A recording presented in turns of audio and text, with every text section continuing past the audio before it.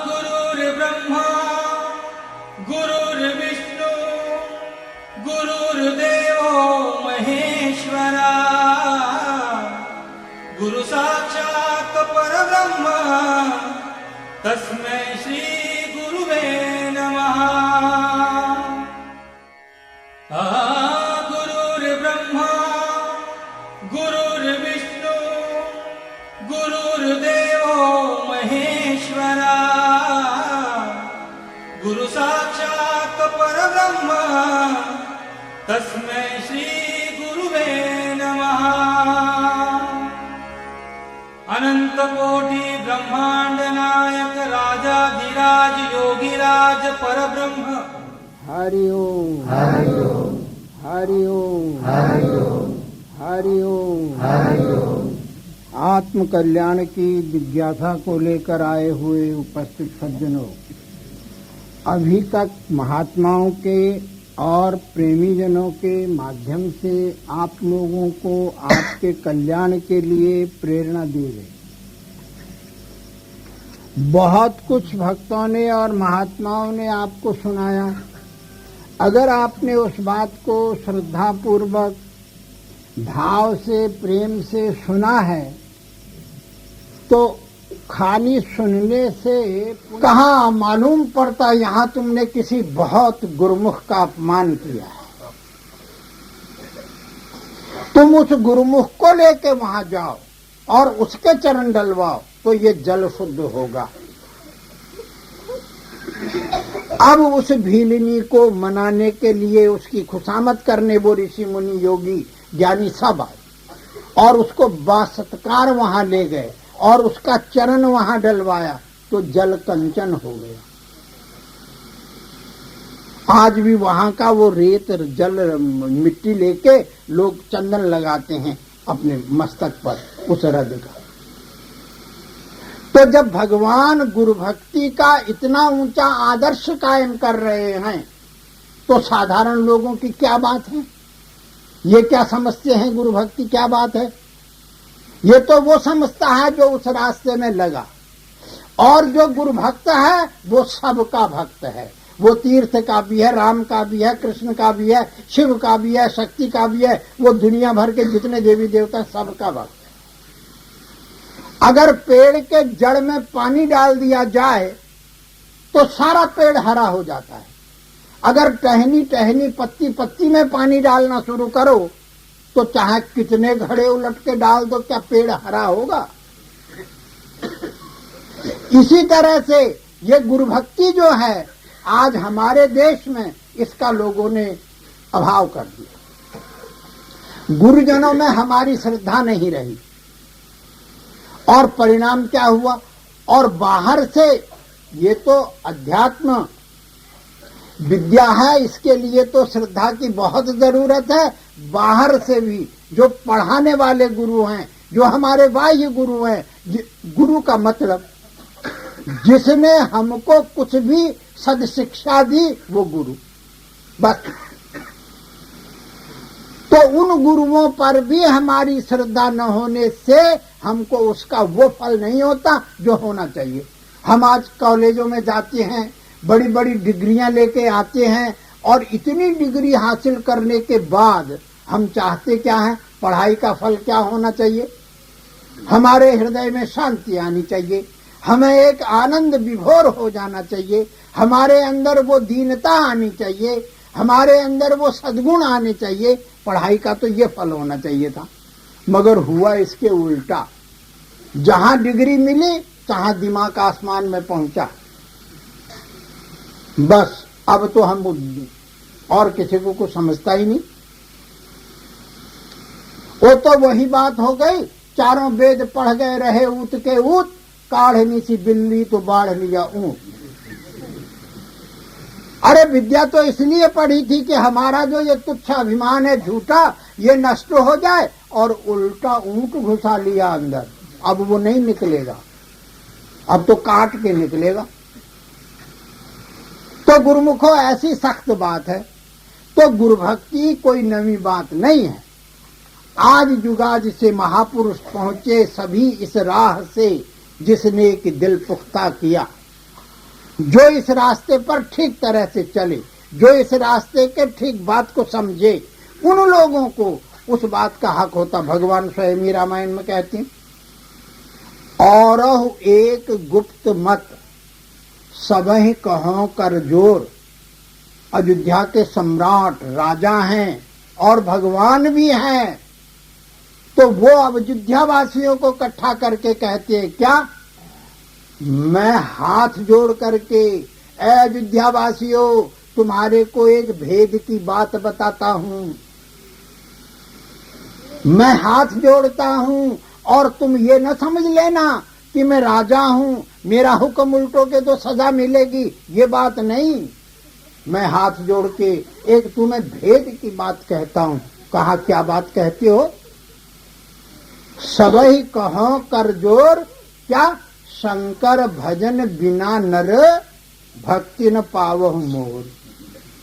बगैर शंकर के भजन के वो इंसान मुझको नहीं प्राप्त कर सकता है। ये भगवान के श्रीमुख की बात है, तुलसीदास जी के माध्यम से कह रहे हैं।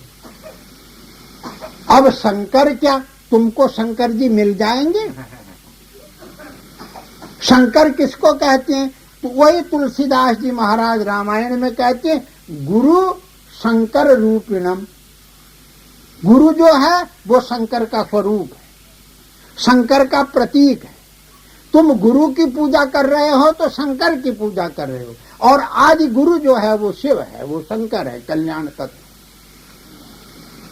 तो वहां कहा गया गुरु शंकर रूपिणम, वो शंकर के स्वरूप है, शंकर के जगह प्रतीक है। अगर तुम गुरु महाराज जी के प्रति शंकर वाला भाव लाते हो तो तुम शंकर की उपासना कर रहे हो, साक्षात शिव तत्व को मान रहे हो, कल्याण स्वरूप तत्व को मान रहे हो। अब भाई ये तो तुम्हारी भावना की बात है, करना या न करना ये तो तुम्हारी मर्जी पर है ना। रास्ता तो तुम्हारे बुजुर्गों ने तुम्हारे लिए सरल से सरल और जटिल से जटिल सारे शास्त्रों में प्रक्रिया भरी हुई है। वेदांत की प्रक्रिया है वो जरूर ऊंची है, हम उसको महत्व देते हैं, मगर उसका अधिकारी तो होगा पहले आदमी। उसके लिए लिखा है ब्रह्म सूत्र में, अथा तो ब्रह्म जिज्ञासा। इसके बाद तुम उस ब्रह्म की इच्छा करो। किसके बाद? साधन चतुष्टय संपन्न होने के बाद। अब पहले वो साधन चतुष्टय, जो चतुष्टय है उसके संपन्न तो बनो, वो गुण तो अपने में लाओ, वो बातें तो अपनी पूरी करो, तब तुम्हें उस ब्रह्म के बात को कहने का हक है, समझने के लिए तब तुम अधिकारी बनोगे। नहीं तो पढ़ा करो सारी किताबें, तो उससे थोड़ी तुम्हारी समझ में वो सत्य वो तत्व आ जाएगा। अब वहां तुम्हें ये रास्ता दिखाया और यहां तुम्हें गुरु भक्ति का रास्ता दिखाया, और गुरु भक्ति में तुम्हारे लिए ये सेवा का पंथ तुम्हारे आगे रखा। सेवा भी साथ हो और उसके साथ में भजन भी हो। सेवा जो है वो कपड़े को बर्तन को मांजने का काम करेगी, और भजन जो है वो उस बर्तन को धोने का काम करेगा। अगर मांज करके बर्तन धो दिया जाए तो चमक उठता है। अब तुम या तो मांजते हो, कोई कोई पहले तो मांजने वाले कोई कोई होगे, अगर कोई मांज भी लेते हो थोड़ा बहुता फिर धोते नहीं। कोई धोने में ही जोर दे रहा है, पानी डाले जा रहा है तो मांजता ही नहीं। कहता बस पतीले को पानी डाल दो, उलट दो, डाल दो, उलट दो, हो जाएगा। अरे पहले मांजना भी पड़ेगा, और वो बिना सेवा के नहीं बर्तन मांजा जाएगा। फिर उसके ऊपर पानी डालो, तब वो धुलेगी मैल, और धुल जाएगी तो बर्तन चमक उठेगा। और जिसके लिए तुम सबको ये महात्मा लोग रात दिन बताते हैं, सदग्रंथ तुम्हें बताते हैं, पहले अंतःकरण को शुद्ध करो। भगवान की बात छोड़ो, वो बहुत दूर की बात है, बहुत बड़ी बात है। पहले तुम जिस बात के अधिकारी हो वो करो। अभी तो मन संसार की वासनाओं से हटा ही नहीं, अभी तो मन संसार को चाहता है। ये तो नचिकेता जैसे पात्र हों, यमराज के द्वार पर जाकर के इतना प्रलोभन मिलने पर भी उसने बोला क्या ये चीजें आगे हमेशा रहेंगी? यम बोले कि नहीं, एक दिन नाश हो। कहा तो फिर इनको क्या करना है, मुझे वो तत्व तो बताओ। अब वो कहता है, वो अधिकारी था, जब देखा कि ये किसी चीज में फंस नहीं सकता, इसे कोई चीज आकर्षित नहीं कर सकती, खींचती नहीं अपनी तरफ, तब जाके वो उस बात का अधिकारी समझा गया। और हमें तो अभी अगर गुरु महाराज के दर्शन खुल जाए, उधर से एक आदमी कह दे तेरी गाय दूध नहीं देती, आ मैं नीमक मंत्र दूंगा और दूध देने लगेगी, भगत दर्शन छोड़ के नीमक मंत्र माने जाएगा। आज उसके हृदय में संसार की कितनी आसक्ति है, इसके लिए पूछने की जरूरत नहीं, कोई ज्ञान ग्रंथ पढ़ने की जरूरत नहीं, अपने अंदर आप ही देख लो। जितनी तुम्हारे अंदर आसक्ति जब तक बनी है, तब तक संसार छूट नहीं सकता, चाहे कुछ कर लो। आसक्ति जो है वो तुमको खींच के यहां जरूर लाएगी। और यहां तुम्हारा, जब तुम खुद छूटना नहीं चाहते तो तुम्हें कौन ताकत है जो इस संसार से छुटा दे? कोई नहीं छुटा सकता है। अगर तुम छूटना चाहते हो, कहते ही तो हो हमें मुक्ति कर दो, हमारी गति हो जाए। अरे तुम तो यहां से जाना ही नहीं चाहते, मुक्ति का क्या बात है? फिर तुम मुक्ति कैसे कह देते हैं लोग कि हमारी मुक्ति कर दो? कोई जाना चाहता है? तुम्हारी तो वो बुढ़िया वाला हाल है, एक बुढ़िया घर से लड़ पड़ी, लगे गुस्से में आके घर वालों को कहने मैं अभी मरी, अभी जाती हूँ कुएं में कूदूंगी, अभी मर जाऊंगी। लोगों ने बोला जा जा मर जा। कौन कहता? जब जाने लगी कहती है बेटिया जरा लालटेन दे। उसने बोला लालटेन क्या करेगी? कहा रस्सी में कहीं ठोकर न लग जाए। अब बता, जा रही है मरने को और लालटेन हाथ में लेके कहीं ठोकर न लग जाए, गिर न पड़े। भला बताओ वो मरने वाली है वो ठगी नहीं तो और क्या है? तो इसी तरह हम लोग भी भगवान से ठगी करते हैं, और वो ठगी हमारी भगवान से चल नहीं सकती। क्यों? कि वो तो तेरे अंदर रहता है। अरे बाहर के लोगों को तो ठगा भी जा सकता, दुनिया के साथ 420 होगी भी, अरे उससे कैसे ठगी करेगा जो तेरे हृदय कमल में रहता है? तो इसलिए उसको ठगने की कोशिश न करो, अपने अंदर वो सच्चाई लाओ, ताकि तुम उस सच्चाई के द्वारा उसके कृपा पात्र बन सको, और उसकी जो माया है ये संसार में भ्रमित कर देने वाली, वो माया तुम्हारे ऊपर असर न करे, तो तब तुम इस संसार से छूट सकते हो, नहीं तो नहीं छूट सकते। ये तुमको करना ही होगा। अब ये मर्जी तुम्हारी। लोग कहते हैं ये मंत्र जपें कि ये करें, ये क्रिया करें कि ये करें। अरे जो मर्जी तेरी किए जा, समझ तो तेरे आया ही नहीं। तू कुछ भी कर, तुझे कहीं कामयाबी नहीं होगी। एक आदमी यहाँ आया और वो यहाँ का भक्त बना, प्रेमी बना। अब वो गरीब समझा नहीं, दूसरी जगह वो जाता है तो वहां पर जरा हा हु इधर उधर ज्यादा देखा तो कहने लगा शायद यही रास्ता बढ़कर होगा। फिर वहां गया, परसों तीसरी जगह और जगह गया, दिमाग कुछ और हो गया, फिर वहां को मुड़ गया, फिर उधर से उधर को मुड़ गया, कामयाब कहीं भी नहीं। अगर कामयाब होना है, साधक को चाहिए गुरु का जो वचन है, गुरु का जो उपदेश है, वो स्वाति बूंद है, और शिष्य का जो हृदय है वो सीप है। जब सीप के अंदर स्वाति बूंद पड़ जाए तो सीप बंद हो जाता है, और बंद होते ही वो तह में चला जाता है, डूब जाता है, और वहां काफी मुद्दत रहने के बाद वो पानी का कतरा मोती होता है, और फिर उसको निकालो तो एक एक की कीमत 500, 1000, 2000 होती है उस कतरे की।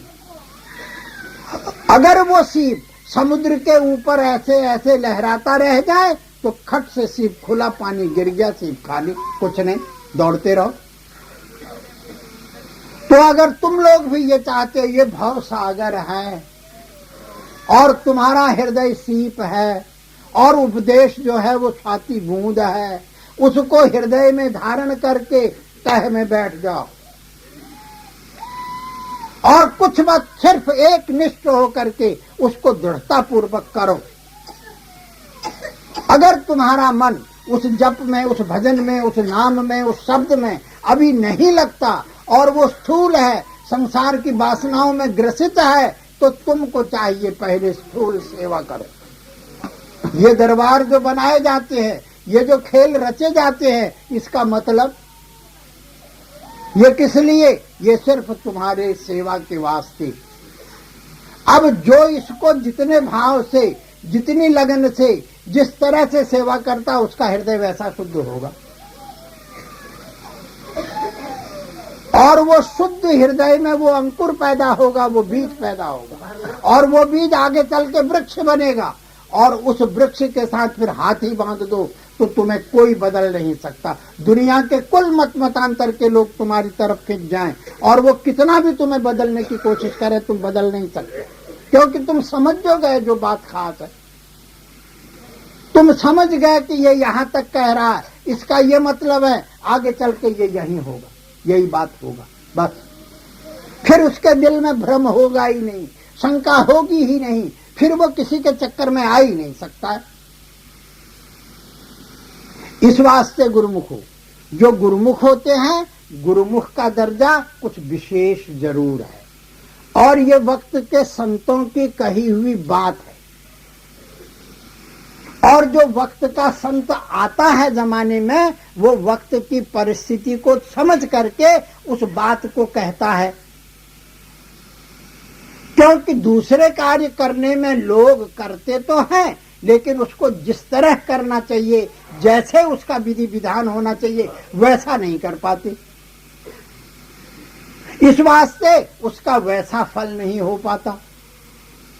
और वो संत तुम्हें जो बताते हैं, वक्त की स्थिति के मुताबिक बताते हैं और वो तुम कर सकते हो। उपदेश जो होता है, एक तो लेक्चर ये है कि बहुत बड़ी फिलॉसफी तुम्हारे सामने रख दी जाए और मोर बड़े लंबे चौड़े मंत्र जंतर तंत्र किए जाएं, लेकिन उसमें से तुम कर एक न सको, तो वो क्या उपदेश हुआ? उपदेश तो वो है जिसको तुम कर सको, जिसको तुम निभा सको, जो तुमसे हो सके, ऐसा जो बात है वो उपदेश ठीक, वो तुम्हारे हित के लिए है। अब तुम्हारे को हम मौर पुराण वेदों के वो बात सुना दें, तुम एकदम प्राणायाम करके 3 घंटे अपनी वृत्ति को आकाश में चढ़ा लो, चढ़ जाएगी। वृत्ति चढ़ाने में पागल ना हो जाओ, बाजे बाजे करते ही तो हैं अभ्यास, who who who who who, जोर से और जोर से और जोर से। मौर दिमाग में गर्मी चढ़ी, खोपड़ी फटने लग जाए। एक महात्मा हमें मिला, कह लगा हम तो आदमी की मिनट में समाधि लगाते हैं। मैं बोला कैसे लगाते हैं यार, दिखा तो। वो गले की नस मले, आदमी को नशा सा चढ़े, गिर जाए, क्या देख ले लग। मैं बोला बेड़ा गर्क हो गया तेरा। कहीं ऐसे लोगों के चक्कर में पड़ गए तो फिर ये अजब समाधियां लगाती। तो इसलिए हम वो संपूर्ण भ्रमों को तोड़ करके तुम्हारे लिए जो साफ बात है, सीधी बात है, वो बताते। भगवान ने अर्जुन के सामने बड़ा लंबा चौड़ा ज्ञान बहुत कुछ कह डाला। अर्जुन कहने लगा महाराज हद करते हो, अगर आप ज्ञान की जब महिमा करते हैं तो कहते हो ज्ञान ही सबसे श्रेष्ठ है, योग की महिमा करते हैं तो कहते हो योग ही सबसे श्रेष्ठ है, भक्ति की करते हो तो उसे श्रेष्ठ बताते हो, जिस विषय को लेते हो उसी को आखिर पहुंचा देते हो। मेरी जो बुद्धि है वो चक्कर खाने लगी कि इसमें से ठीक क्या है, क्या करूं। महाराज अभी उससे बातें कर रहे थे, क्यों? अभी उसका भाव बना नहीं था, अभी वो भगवान को सखा समझता था, दोस्त। क्यों? लंगोटिया यार जो था। तब जब हार गया तो कहने लगा शिष्यस्तेहं साधिमां त्वां प्रपन्नम, हे कृष्ण मैं तेरा शिष्य हूं। अपने को शिष्य क्यों कहा? इसलिए आज तक क्यों नहीं कहा? इसलिए कहा अपने को शिष्य। कहा महाराज शिष्य के साथ कोई चालाकी की बात नहीं की जाती है, जो सीधी बात है वो मुझे बता दे। मैं इसमें से क्या करूं, मैं इसमें से क्या करने के लायक हूं, मैं क्या कर सकता हूं, मुझे आप वो आदेश करें सीधा। अगर आप मेरे को इस तरह से ज्ञान सुनाएंगे, मेरी तो खोपड़ी चक्कर खा गई, मैं इसमें से क्या करूं? भगवान से बोला। जब उसने शिष्यत्व कबूल किया तो भगवान सीधे रास्ते पर उसको ले आए। कहने लगे अब तू इस बात को समझ गया तो छोड़ फिर इन झगड़ों को, तू सीधा मेरी शरण हो, बस जो मैं कहूं तू वो कर। मैं कहता हूं कि इन्हें मार दे तो तुरंत मार। जब भगवान ने उससे कहा कि तू एकदम मेरी शरण ले और चक्करों में मत पड़, अगर तू इधर उधर बात तर्क वितर्क खेल मेल इधर उधर करेगा तो बुद्धि अभी फिर चक्कर खा जाए। तो कहते सर्वधर्मान परित्यज्य मामेकं शरणं व्रज अहं त्वा सर्व पापेभ्यो, मैं तेरे संपूर्ण पापों का जिम्मेवार हूं, मैं तेरे को इस भवसागर से पार करूंगा। अर्जुन के दिल में तो पहले ही बैठा